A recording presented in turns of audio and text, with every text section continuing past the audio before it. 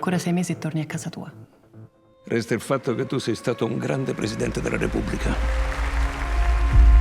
Dovrebbe sempre firmare la legge sul diritto all'eutanasia. La firmerà? Firmare quella legge richiede un coraggio che tu non possiedi.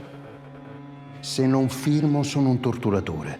Se firmo sono un assassino. Ti ho inviato 2 richieste di grazia. Se concedessi questa grazia, l'opinione pubblica mi massacrerebbe.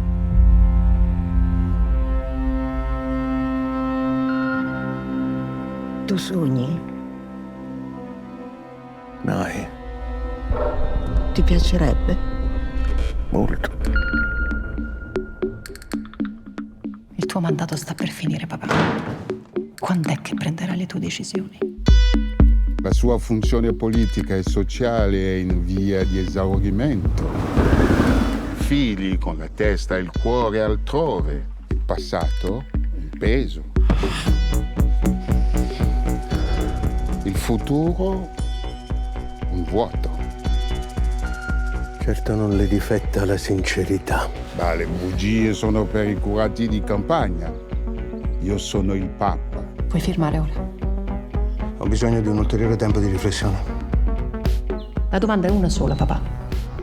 Di chi sono i nostri giorni? Di chi sono i nostri giorni?